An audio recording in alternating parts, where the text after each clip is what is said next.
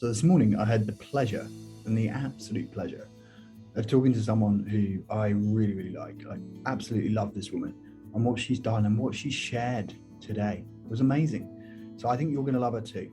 Her name is Sunny Jo Lawrence, and she is the wife of James Lawrence. Now, if you've heard of James Lawrence, maybe not, maybe so. The word Iron Cowboy might ring a bell. So Iron Cowboy, James Lawrence. He's the guy that's just come off the Conquer 100. That's 100 Ironmen in 100 consecutive days. Full-length triathlon. So this is a feat that's never been achieved by anyone in the world, anywhere, at any time.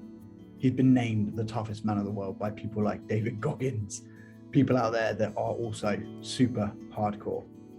So I had his wife on the show to get her perspective, to really uncover what it is about Sunny Jo that makes the world go round, and what are her goals and her mission and her values, and how did she go with having a man in her life, a husband no less, that wanted to have these big dreams to go out there to be a triathlete, but then also to break world records, and then to take it above and beyond where everyone thought was going to be impossible. And so it is so powerful. The stuff that Sunny shares, her wisdom, her radiance, her light, it shines through in this episode. And I think there's so many lessons for you, whether you're a business entrepreneur, whether you're a wife, a husband, relationship advice, marriage advice.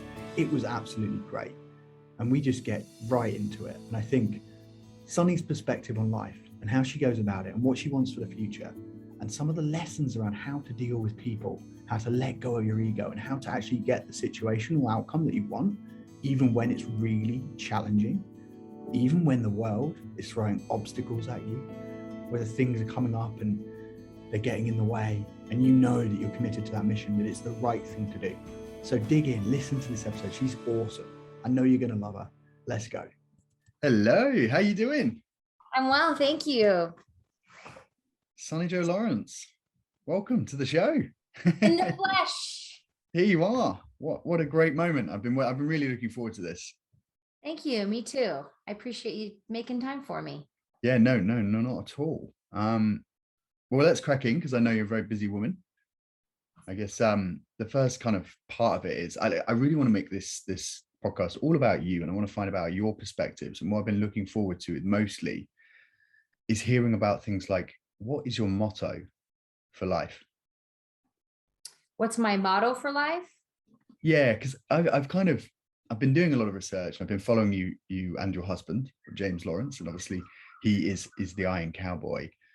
And to me, it seems like you have a few mottos, but there's a few that stand out around like adversity and dealing with things that are difficult that I just resonate with so much that I wondered if that was your motto for life, or if that was just a principle that you adhere to.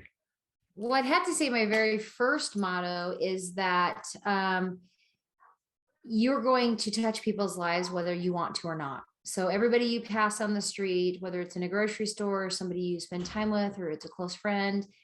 And my number one motto is to leave a little sparkles and glitter with everybody that I pass, in my life. So I hope to leave a positive impact on every single person I pass in my life. Because whether you like it or not, you're going to leave, something behind. But I definitely am a seeker of hard. I love hard things. I love adversity. I love choosing the harder path. I love intentionally going the direction that no one else wants to go. I don't know why, but I just absolutely love that. So what does that look like? So that's, it's not that you see the path and you go, everyone's going in the direction, I'm going to run just purposefully in the other direction just for the hell of it. It's more that you come up against a challenge, and instead of not working through that, not walking away from that challenge, you go through it and you persevere. Is it that? Yeah, it's like bring it on. I think, yeah, it's like I don't care what it is. And one of the things I like to use as example is when I mountain bike, I kind of intentionally hit the rocks, because I feel like I'm never going to become a better mountain biker if I'm not intentionally hitting the rocks, and if I'm not intentionally taking the harder way. It's easy to be comfortable. It's easy to stay on the flat dirt path, but I mean, that's not what life is about. And the better you prepare yourself on your own doing hard things, the better you'll be prepared when they actually show up and you didn't invite them. So Mm. I love to pursue that so that whenever something comes my way, I'm ready.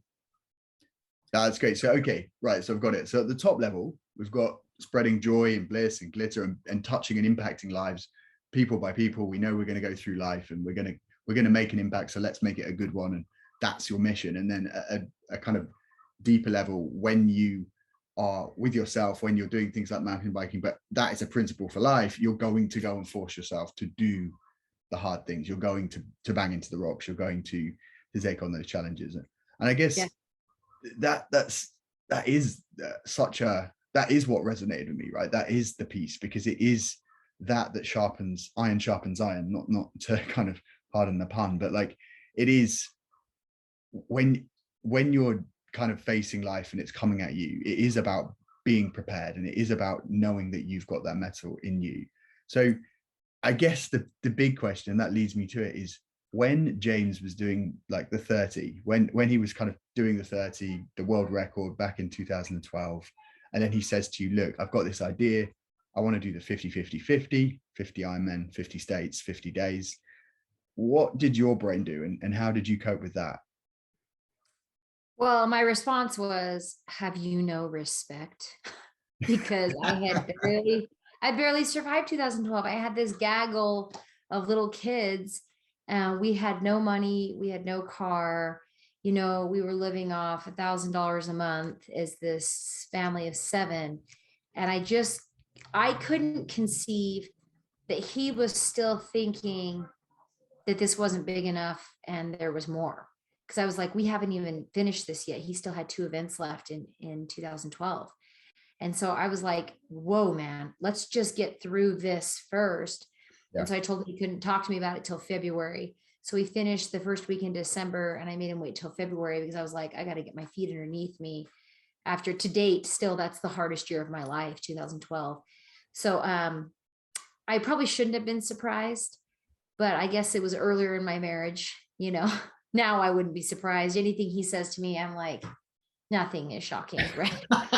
Like anything and everything he says, I'm just like, of course, that's what your brain's thinking, right? But I feel like it's been really, really good for me because our personalities are very different. And right. I feel like it has blessed my life abundantly to be married to him, where he is so eager to conquer the world, for lack of better terms. So how are your personalities different? And I guess how does living with someone that throws up these chat? I mean, the 100, Conquer 100, like that, no one else on the face of the earth has done something like that. So, and you're married and living to the man that's done that with 5 kids, as well as having a relationship with him. And like, how are your personalities different? And I guess, how does that impact your relationship? Well, they really are completely opposite. Like, I'm an extrovert, he's an introvert.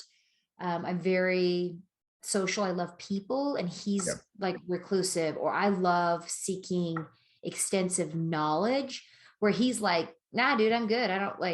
He likes to learn and grow, but like, I want to know the details of things. I want to know how it's broken down. And he's like, nah, I'm good.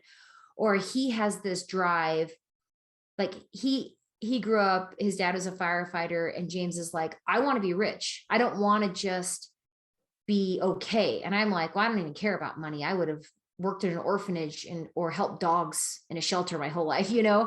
So even the way we value money is very different. And I come from a huge family. He comes from a small family. I love spicy food. He hates spicy food. He eats meat. I don't really eat meat. So there's lots of opposites here then. We are totally opposite. We joke all the time. It's just salads and sushi. That's the only thing we have in common. Even our styles, it's like, I love old music and old furniture and, history and depth. And James is like, that's weird. Who cares? He doesn't have that deep thinking. So that's I've seen the bedroom. I've seen the bedroom. It looks great. Like the half bedroom. That is awesome. Where he wants, like, I love going to a thrift store and finding these wacky things. And he's like, why? I just I'm good with this new dresser that's brown that matches. And I'm like, well, why do I hate matching. I love this quirky mismatch. I mean, you see all the pictures on my wall behind me where he likes everything like matching, like a red shirt, red pants, red shoes. And I'm like, I'd wear blue socks just so I wasn't matching. I'm very tidy. He is, he doesn't care about that. So we're very, very different, very different. It's fun though. That's how you learn and grow, is by being around people that are different than you. If you're around people that validate who you are and what you believe your whole life, there's no growth in that. And frankly, it's quite boring. So I love being challenged. I love people with different personalities or different beliefs and having a conversation with them, because I feel like it really helps my growth as a person. And so what was your journey like then in taking all of that? Because there would have been two kind of, James is out there doing the thing, going after it every day, and you're there essentially the backbone of this Iron Man thing, and everything, I guess, rests on all these other people rallying around. How did that experience happen for you? And say the 50-50-50, I think there's differences in terms of the logistics that were around that trip and having the 5 kids there, and then say the and their ages, right? Their ages. Yeah, there's a big difference in it, like there's a 6-year difference between the two events. So can you talk a bit about that? Yeah, like how it was for 50, you. Yeah, like the 50 was like, it was like 911, I got to come in and I have to figure everything out. And everybody's turning to me for answers. And I'm like, well, I don't even know. What are you talking about? Like, I didn't help with any of the planning. I was in school. I graduated right before we finished. And so not only did I not know what was going on, but I very much so did not know what was going on, because I didn't help with any of the planning. And so when I had to come in, it was like panic mode. And one of my greatest strengths is problem solving. Like, I'm an incredible problem solver. So coming in on the 50, I'm like, okay, I know exactly how to organize this, my time, my effort, my energy. It was like, come in and handle it. Like, James is opposite of that, right? He's like, oh, we'll fly by the seat of the pants, we'll figure it out. I was like, no, there needs to be a plan. So when it came to the 100, my expectations were different. I didn't expect it to be as simple as James's sales pitch. His sales pitch is always like, oh, it's going to be easy. It's going to be this, it's going to be that. And I was like, oh, okay. Yeah. Well, now I'm like, oh no, we married long enough. I know that's not true. I know you're hoping that's how it is, but really it was my daughter, Lucy, that was the backbone of the project. And I was just the workhorse. Right. So she was in charge of orchestrating everything. She was in charge of managing all the fine details, because I still had my family. I mean, this is during the school year. Life is still going on, and I can't just step out of life to manage this project, which I was able to do on the 50. We packed everything up, put it in a storage unit, and we took off. Like, it was only the 50. But this time around, I still had to manage our family and the affairs of the community and things inside our church. And my parents were in my basement, like things were still happening. And so I just became the workhorse, where I was like, whatever needs to be done, I'll do it. So Lucy, you organize it. You let me know where I need to step in. And then, of course, over time, roles kind of were defined. They became definitive of who did what. But then when it came to someone dropping the ball, it was my job to step in and fill in the gaps. And the ball was dropped every day. It was like nothing ever went according to plan. But the part that was good for me is that I knew theoretically during the bike ride, I had that chunk of the day. So I'd get up early and get him off the swim onto the bike. And then I kind of had this small chunk. And then as soon as he finished the bike and was on the run, my day was over. It was like, on call, run this, fix that. And I was the only person that could comfort James, because everybody else wasn't his wife. So that first 23 days and 30 days and 45 days, there was only one person who could do a lot of those things, and that was me. So it was managing everyday life, managing the family, supporting Lucy, because her burden was very heavy. She was in school and she was working other jobs. So I did everything I could to alleviate her burden, and she and I kind of tag team stuff until we pulled that freaking thing off, man. That's so awesome. How do you face someone, especially your husband, who is going through that suffering, and then in the morning you're the only one that can go and kind of speak to him and say, hey buddy, it's time to go again? How does that feel for you, and how did you go about it? That's a great question. On the 50, it was quite traumatic, because I had never seen James so broken.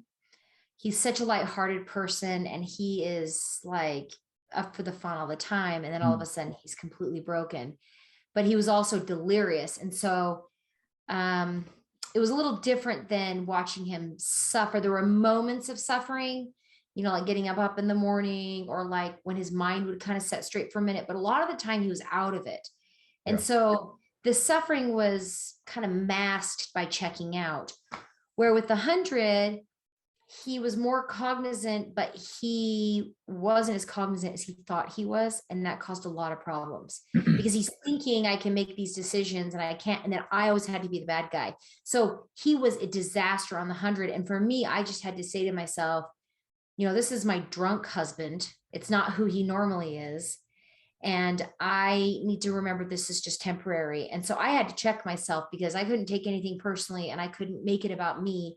I had to keep my eye on the prize. And when things went crazy, I had to be the one to pull everybody together and say, okay, settle down. And so there was a lot more suffering on the 100. One, he wasn't as well prepared, but also, the length of time, it was a quarter of a year. Yeah. And half his brain was there. So the suffering was very real and very surfaced, where before it was kind of stuck in the shock, Yeah. So it was hard. I had to not want to punch him in the face every day, as well as comfort him when he was completely broken. And that was quite the weight. That was a very heavy responsibility. That is so hard. Yeah, but I can imagine many couples, like I bet my wife can relate to that. Just the idea of actually having to give someone the love they need to get them to complete the mission whilst they're driving you crazy. And there's many reasons why, like letting go of your own ego, right? To then go to vegan, the bigger mission. In a level I can't even describe. Like, yeah. I can't even put it into words how much that I could have internalized that I had to leave out, like send it out the door and act like it didn't happen, and check myself. I'm like, this is not the person I'm married to. This is a person who is severely suffering, in severe pain, and not all there, but thinks he is. So he's making all these decisions and screwing us all up. And, so it was basis, almost like it's like you just get through one wave, you tell yourself that, and then literally you've got to repeat that again to then get, wow. And it wasn't day by day. And the thing I like to say about the 100 is the day never finished the way it started. So the morning could be going really smoothly. He could feel really great. And then by lunchtime, all hell breaks loose. Everything's falling apart. It's a complete disaster. And I'm like, man, I had hope this morning that today was going to be a great day, and it never was. And then there's other days that they start out and they're just a complete disaster. And I'm like, how am I going to do this? How am I going to do this? And by noon, it's like God hears this prayer and sends this tender mercy and slows the day down. And I'm like, catch my breath, but it was never consistent. It was literally minute to minute to minute. And I didn't sleep much, and that makes those days even longer. So these are 20-hour days and 22-hour days of the ups and downs all day long. Like, it was intense. It was no joke.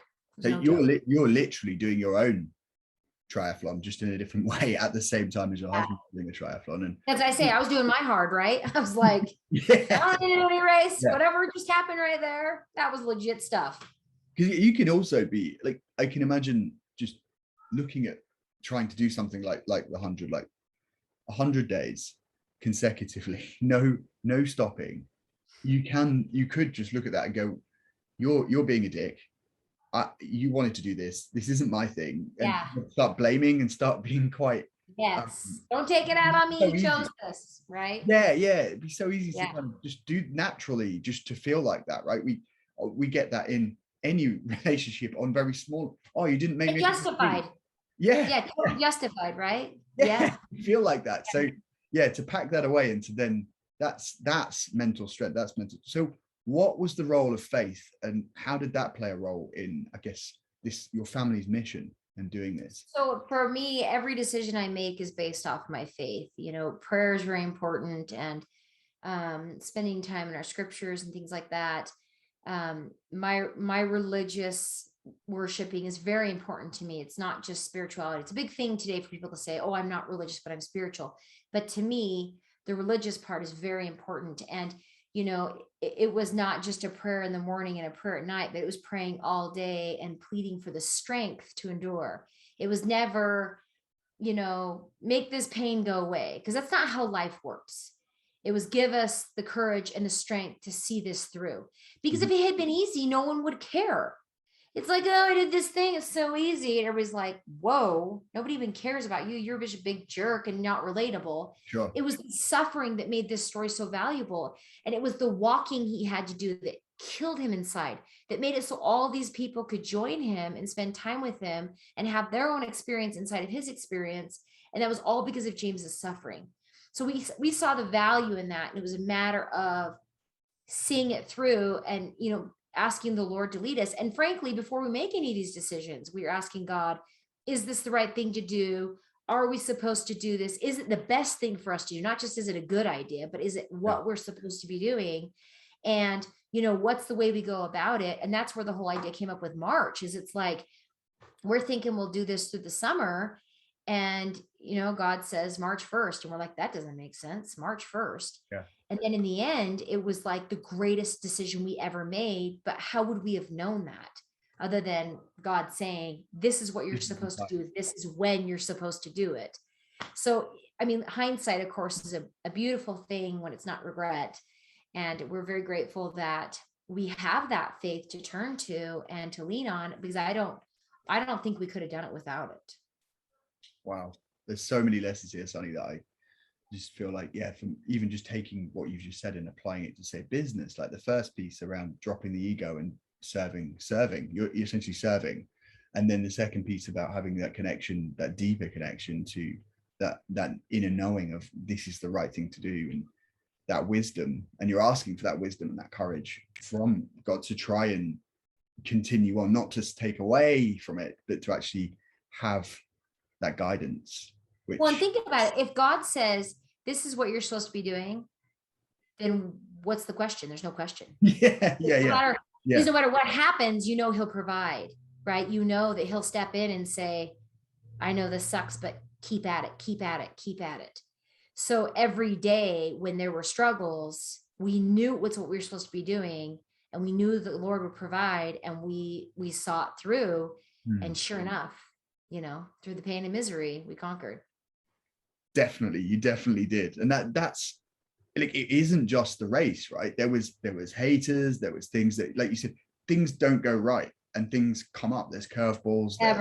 There's people that are there to trip you up and not necessarily serve the mission fully, to get their own stuff going. And it's how do you deal with that whilst you're dealing with the challenge and the path that you've been guided to go on, whilst managing yourself?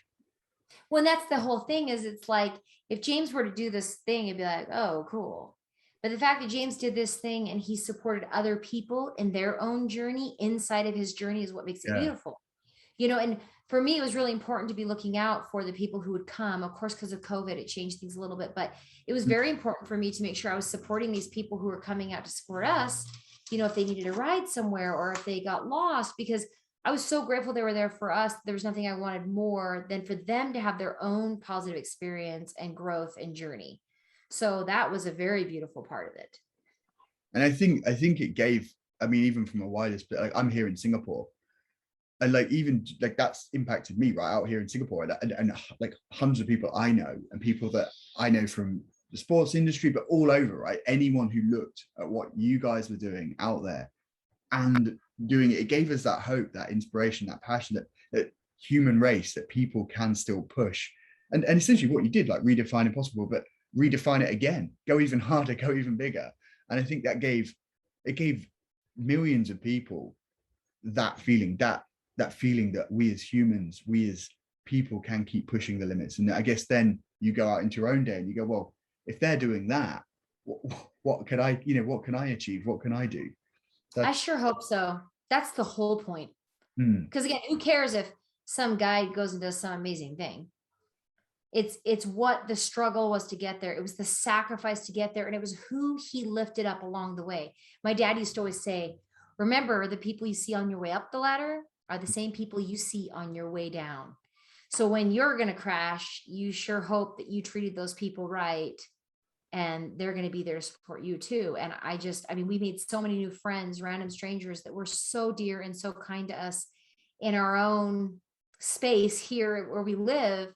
But the dedication and the sacrifice that people made for us was, I mean, I can't even explain it. There were bikers that would come out and say, we were going to bike on Saturday, but we saw the weather was worse on Friday. So we came out on Friday because we knew you'd have fewer supporters. That's epic. Like, who does that? I'm Yeah. going to pick a snowstorm over a sunny day just to support James. That is so incredibly beautiful. So how could we not want to support them in return? Right. Man, that's awesome. Yeah, like that, it goes both ways. Like you said, it's just a Definitely.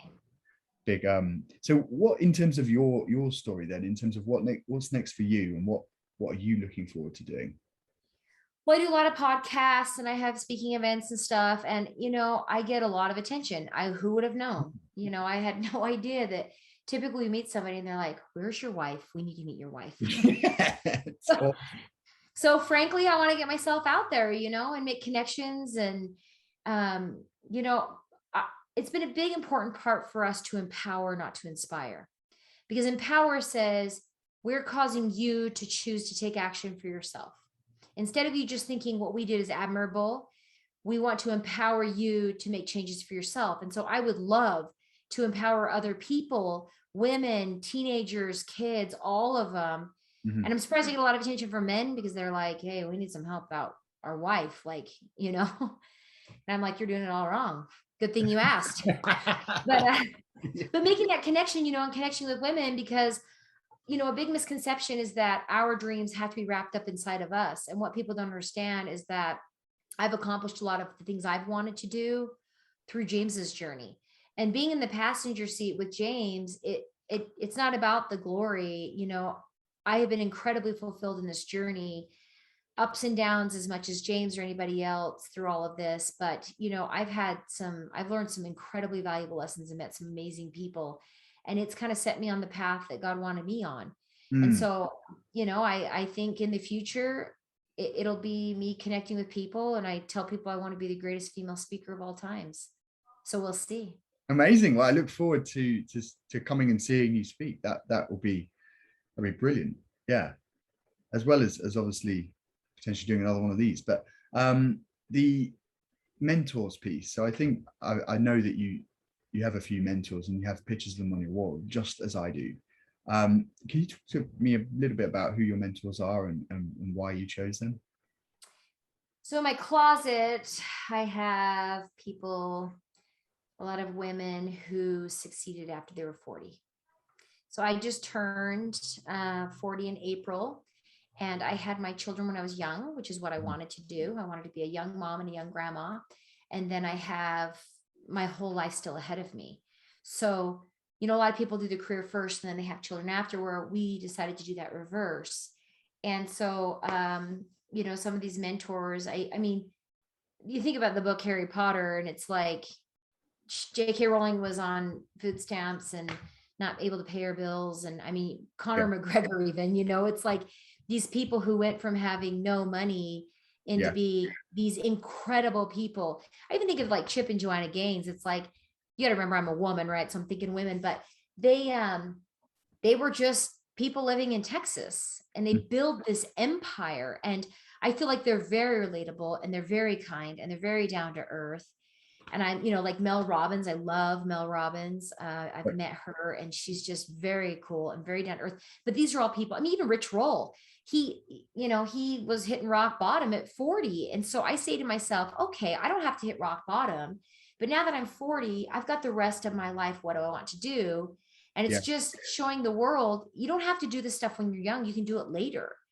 So that's who my mentors are. People who find this great success and they redefine themselves, because most people have midlife crisis of 40 anyway. They're like, oh, I've been an accountant for 20 years. I'm tired of this. I want to do something else. So in that case, I'm like, oh, I was a stay-at-home mom for all these years, and now I want to do, you know, now my kids are grown. It's time to do something else. I just don't need the crisis. I'm just moving on to the next chapter. Yeah, the next chapter, the next level. Yep. 5 kids in 6 years. How was that? Amazing. Do you know why? We go to Six Flags. They all ride the same rides.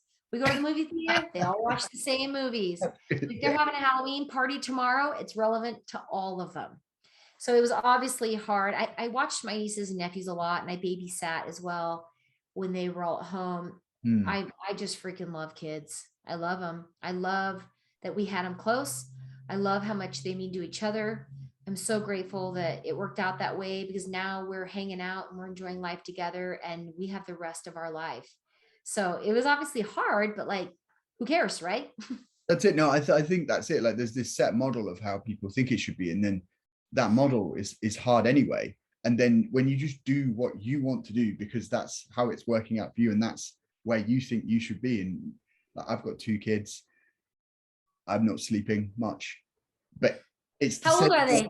They're 4.5 and 4 months. So 2 boys. Oh yeah, But 4 months is young. but like, I can imagine, like, it would be, I'm not saying it's easier, but like the joy you get from having those people, like those bodies around those people, those little individuals around, Yeah. is such a I joy love that them. in that window of 6 years, it's just there. It's a fun period. I know I'm not trying to take away from how hard that would be to kind of manage that experience, but Oh, it was hard, all right. But yeah.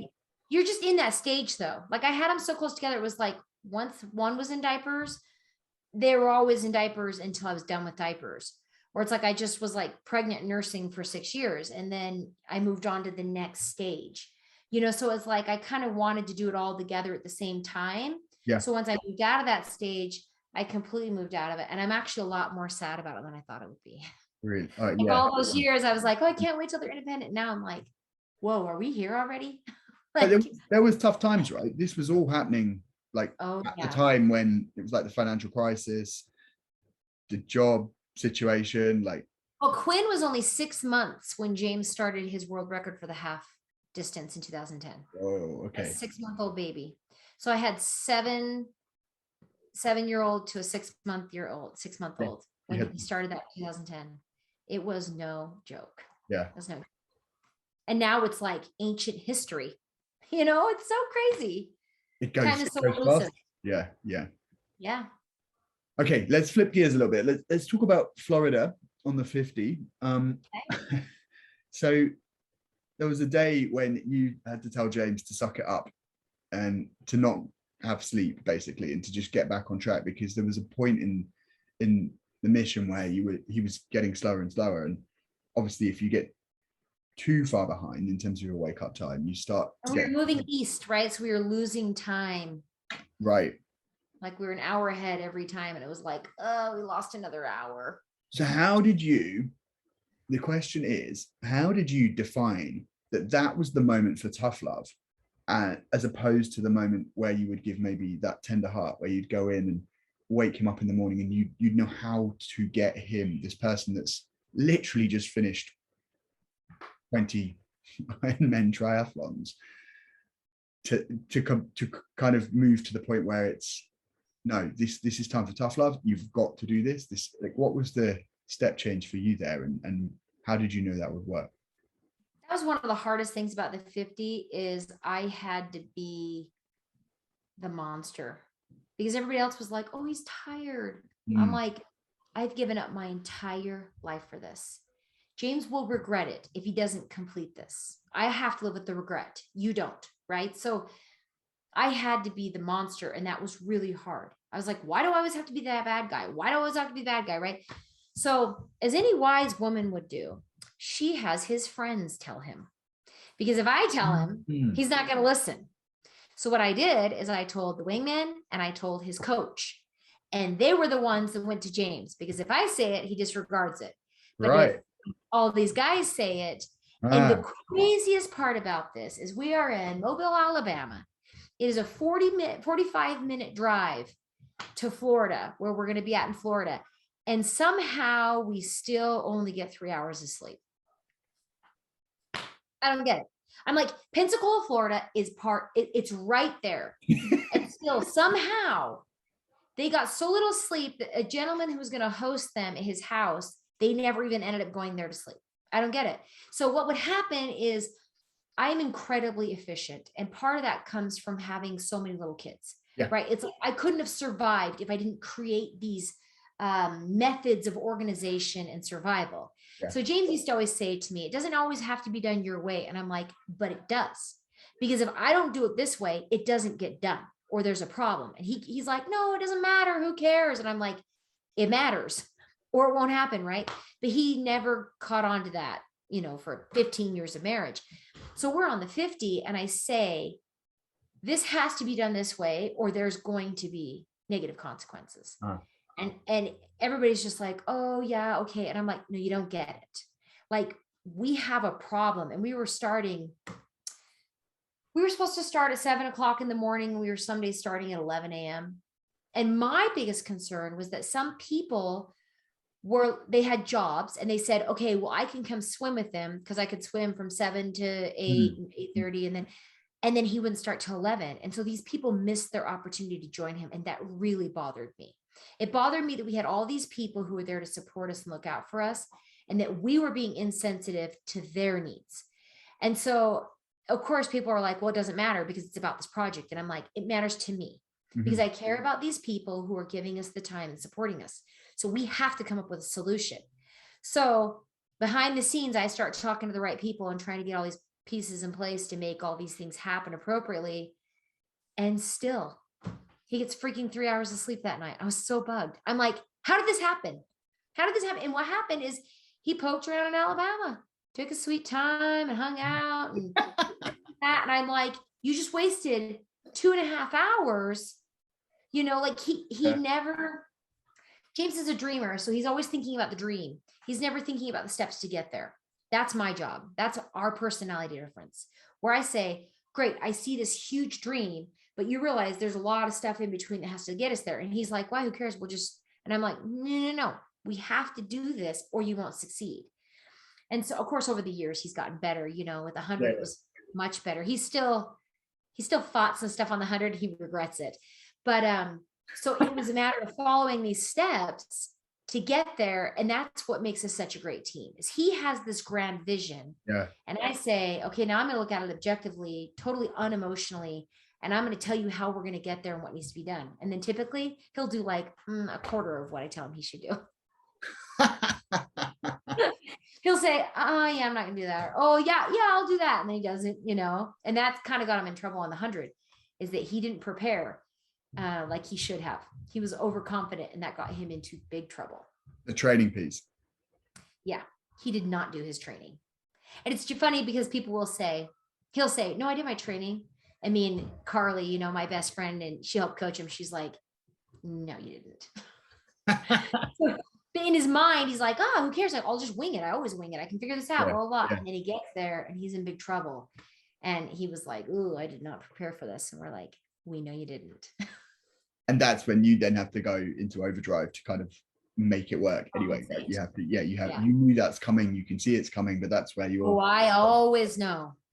I always say to myself, it's going to surprise him. It's not going to surprise me. Because that's just how I think. The entire world is in puzzle pieces to me, right? And I'm like, he's trying to skip pieces and he thinks he's going to get the whole picture. Well, I'm looking at the pieces. I see him sitting over there. I know exactly what's going to happen, but I know how to implement him and plug him in. And that's the other part of it. I couldn't say, I told you so, or why didn't you listen to me? It's his journey and it's his life. He's the one that has to suffer the consequences. So how do you influence someone then? How do you say, that, and you can see in the direction it's going? How do you influence someone to actually do the things they need to do? That's the interesting thing about being married, is that you have to live the consequences of your spouse's action. So it's like my sisters, if they do stupid crap, I'm like, whatever, man, your life. But if James does stupid crap, I'm like, well, now it's my problem, right? Yeah, that's marriage. Yeah. But it's the same for him, right? That if I'm not where I need to be, he has to suffer that as well. So it's a matter of representing your own journey and appreciating other people's journey and not comparing them. My journey is different than James's, even though we're married. And so I have to respect his journey and the processes he takes on that journey, even though they're different than what I would have done. Because as a parent, you're like, I'll tell my kid exactly how to make it through life and be happy, but you can't. Yeah. It's their life, right? It's their life. So it's the same thing with him, that I'm like, okay, man, you do it your way. And then I'll pick up the pieces. But I committed to that when we got married. I knew that's how he was. And frankly, that's okay. It really is, because that's who he is. This is who I am. And so we make a great team. And okay, so this is amazing advice for everyone listening. I think that's some of this marriage advice and dealing with husbands and wives. Like this is great relationship stuff. This is awesome.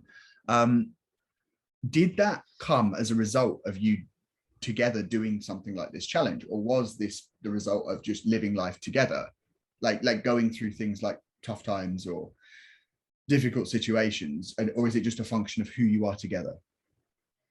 It was definitely hard times, because when we were first married, I was ready to grow up and James wasn't.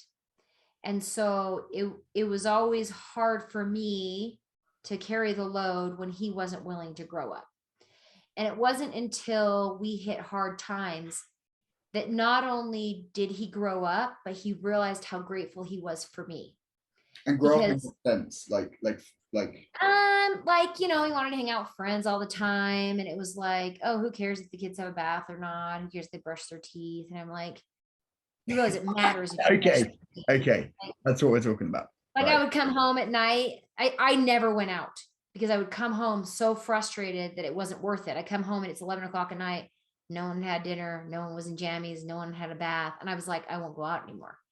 Because I was like, and you know, I feel like this is common in all marriages based on personalities, right? Because he just isn't a detail guy. He doesn't care. He's like, they'll be fine. And I'm like, not every night. They can't not brush their teeth every night, you know? Yeah.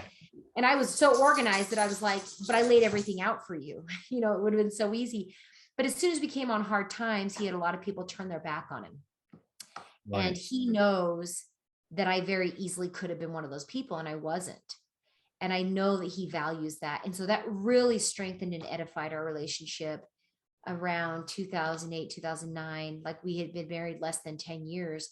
But, you know, I remember praying, and I was like, you know, Heavenly Father, we really need to pull together in our marriage. And we had been married probably, I think this is around 2010 or 11. And I was like, we just really need to pull together.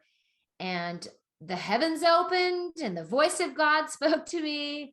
And he said, for 10 years, you've been praying you be closer. I'm answering your prayer through all of this hardship.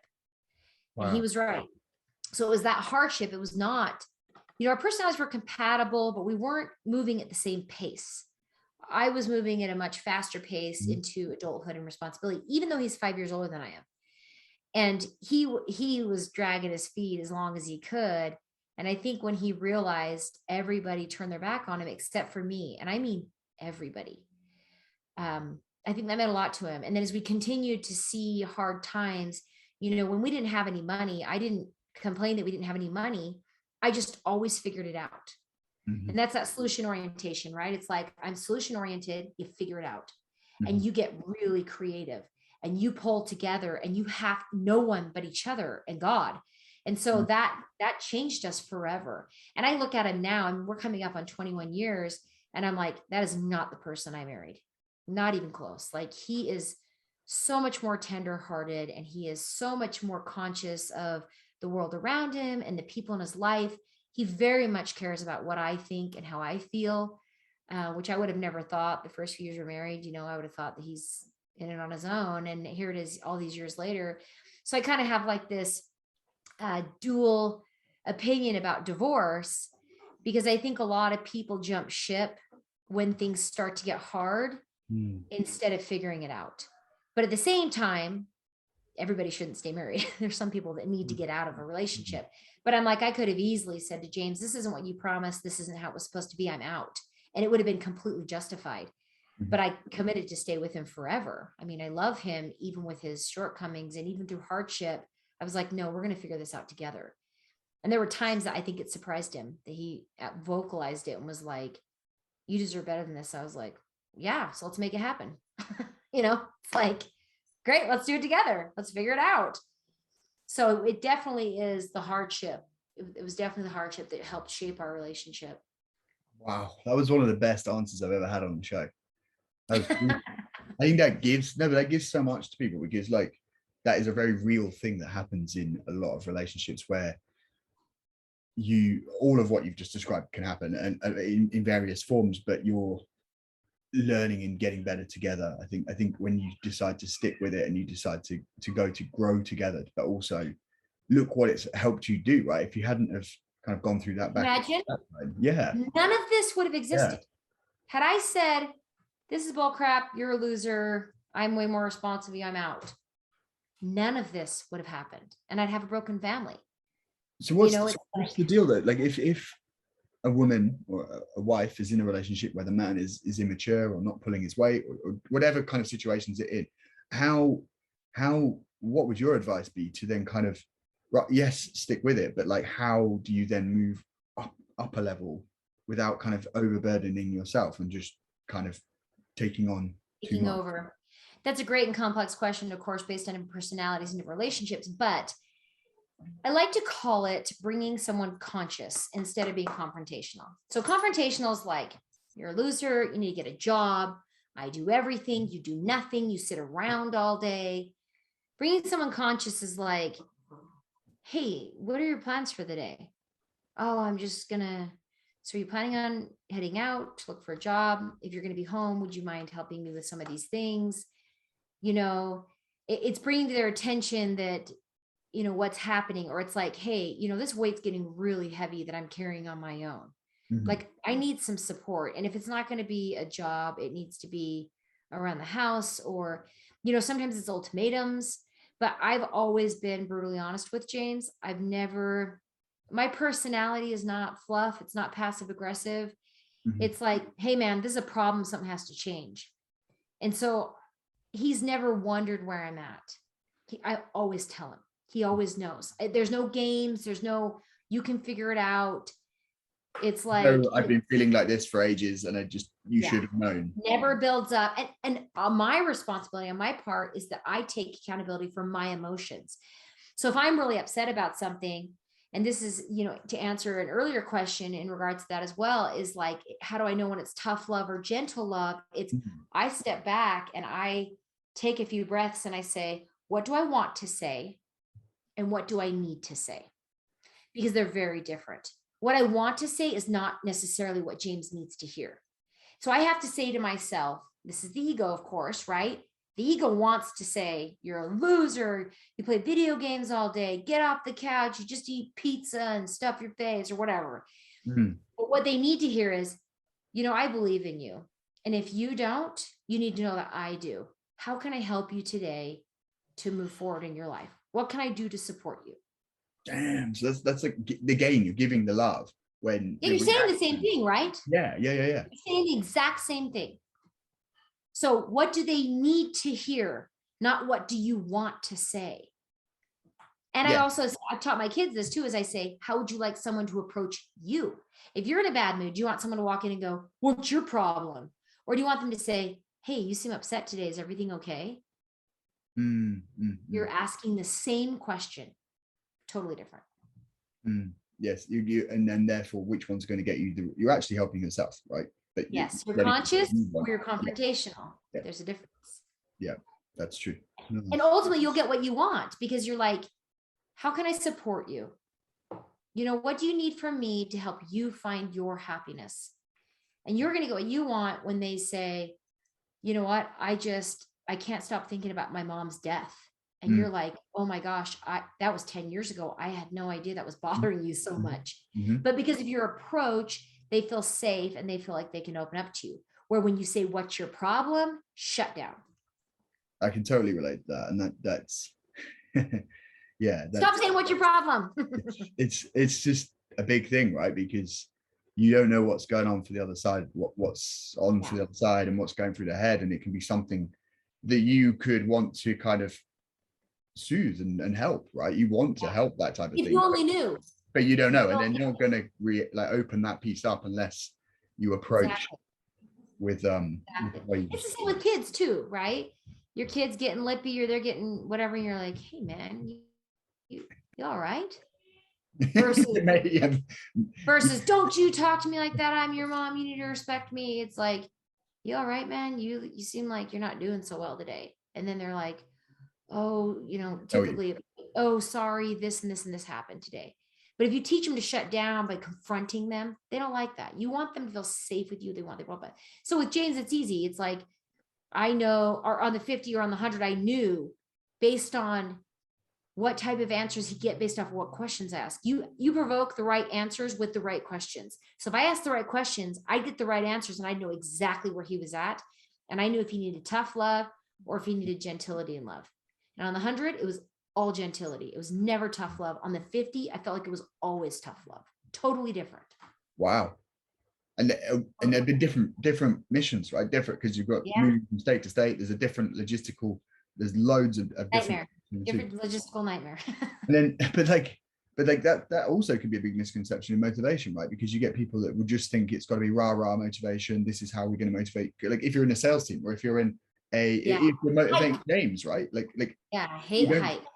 Yeah, it might not. It's not necessarily the way that you're going to cut through and actually get change. Yeah, I don't like hype. Hype, you start to do hype and the rah, I'm like, I don't like you, I'm out. Because to me, that's manipulative. They're having to hype something up to trick you into doing it instead of just being honest with you. If it's great, they can be honest with you and tell you it's great. If they have to create hype, I feel like they're misleading you. So I don't like hype. So with James, I'm like, there's no hype, right? It's like, these are the facts. This is where we're at. And it's interesting. Something that James struggles with is being present. So on the days he was struggling thinking ahead, and he was struggling with, always thinking the next thing. And I'm like, bro, you got to like in this moment right here, you're sitting here with your family, eating warm soup on this freezing cold day, and you're done. You've got to stay here now. Don't jump to tomorrow. Don't jump to 30 more events. Don't jump to, how am I ever going to prepare the finish line for the 100? I'm like, now you have to stay right now. And that's something he really, really struggled with on the 100, was staying present. And you were helping him stay present. You were helping him stay present because that was actually helping him succeed. Definitely. Yeah. By him getting ahead, right, in his head. Yeah, because all day long, he's like, I don't want to be doing this. I want to be laying in my bed. And I'm like, and now you're laying in your bed and you're worried about tomorrow. I'm like, all day long, this is what you've wanted. And you're in your bed, like, love the bed. He's like, yeah, but I got to get up tomorrow morning. I'm like, don't think about tomorrow morning. You are in the warmest jammies, because it was freezing, snowing, right? I'm like, warmest jammies, you're tucked in, like it's over. So he really struggled staying present, but that's because it was such a long journey. I mean, he obviously was thinking, it's March and I'm not finishing till June. Like, that's a long time. It's a lot to swallow. Yeah.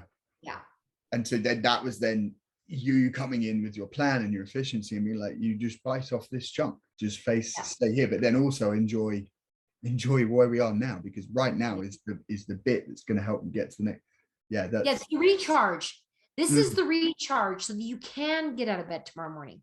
Well, and because we've been married so long, it was like, I knew what to say. I knew what words were good and what words were bad. I knew what type of sentiment he needed. I mean, I rubbed his feet every morning for 101 days, unless I wasn't available, because I knew that meant a lot to him. He loves having his feet rubbed, but it gave him incentive to get out of bed every morning. Waking up was good news because he got his feet rubbed. He's not thinking about the pool. He's thinking about getting his feet rubbed. And he'd be like, oh, I'm so tired. I'm like, it doesn't matter. I'd wake him up with 15 minutes. I'd rub his feet for 15 minutes. So he could kind of doze in and out that 15 minutes. Amazing. So I'd wake him up. I'd start rubbing his feet. And he's like, I don't want to get up. And I'd say, you don't have to. Yeah. Go back to sleep. Yeah. And there was something so powerful about that. Waking up and knowing he didn't have to get up. And then knowing I was right there, nurturing him, caring for him. So when that 15 minutes was up, he was ready. Beautiful. Right. Yeah. So you're keeping him in that moment longer and just. Yeah. Dragging out. That's a great way to say that. I kept him in that moment longer. I really dragged it out.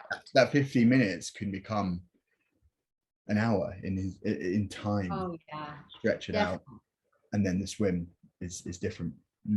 Yep, definitely. And the swim,